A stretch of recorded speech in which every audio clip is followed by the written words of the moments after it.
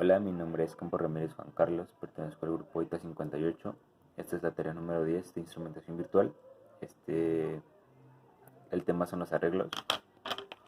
Muestro un poco lo que redacté y procederé a leerlo. Algunas veces es beneficioso agrupar dos datos relacionados. Use arreglos y clusters para agrupar datos relacionados en LabVIEW. Los arreglos combinan puntos de datos del mismo tipo de datos de una estructura de datos y los clusters combinan puntos de datos de múltiples tipos de datos en una estructura de datos. ¿Qué nos quiere decir esto? Que aquí podemos hacer agrupaciones de un cierto tipo de datos para hacer nada más una base, básicamente. Un arreglo consiste de elementos y dimensiones. Los elementos son los puntos de datos que componen el arreglo. Una dimensión es la longitud, altura o profundidad del arreglo. Un arreglo puede tener una o más dimensiones y tantos como 2 elevado a la 31 menos 1 elementos por dimensión, si la memoria lo permite. Esto quiere decir que podemos tener datos de 2 a la 31 menos 1 elementos para que nuestro programa sea más eficiente. Podemos construir arreglos de tipo de datos numéricos booleano, paths, cadena de caracteres, forma de onda y clusters. Consideremos que usar arreglos cuando trabajemos con una colección de puntos de datos similares y cuando realicemos cálculos repetitivos. Los arreglos son ideales para almacenar datos que colecta desde la forma de onda o datos generados en ciclos donde cada intención de ciclo produce un elemento de arreglo. Como nota, los índices de arreglo en LabVIEW están basados en 0. El índice del primer elemento es un arreglo sin importar si su dimensión es 0. Los elementos de arreglo son ordenados.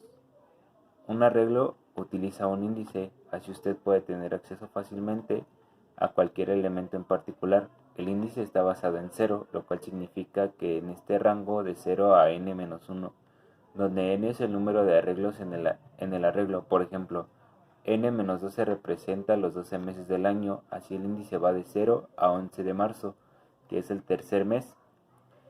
Así que se tiene un índice de 2. Esto claramente contando enero, febrero y marzo. Si contamos 0, 1 y 2, nuestro índice, lo repito, es de 2.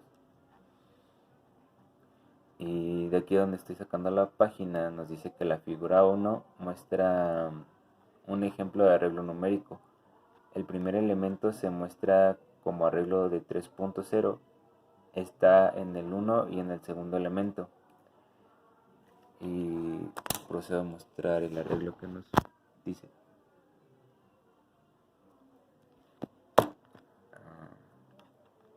Sigo.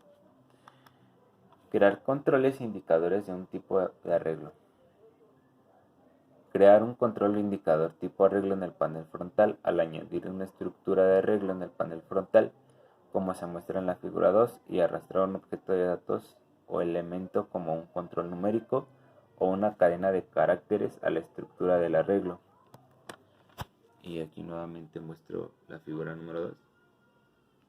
Aquí cabe mencionar que la página de donde lo estoy sacando es de National Instruments. Si intenta arrastrar un control inválido o indicador en la estructura de arreglo, no podrá colocar el control o indicador en las estructuras del arreglo. Debe insertar un objeto en la estructura del arreglo antes de usar un arreglo en el diagrama de bloques. De lo contrario, la terminal del arreglo aparecerá en negro o en un paréntesis vacío y este tipo de datos es asociado. O sea que no, cuando tenemos una terminal que aparece en negro, prácticamente no está haciendo nada, ni es un dato booleano ni un string. No sirve para nada, solamente nos va a posibilitar arrancar nuestro BI. Arreglos de 2 dimensiones.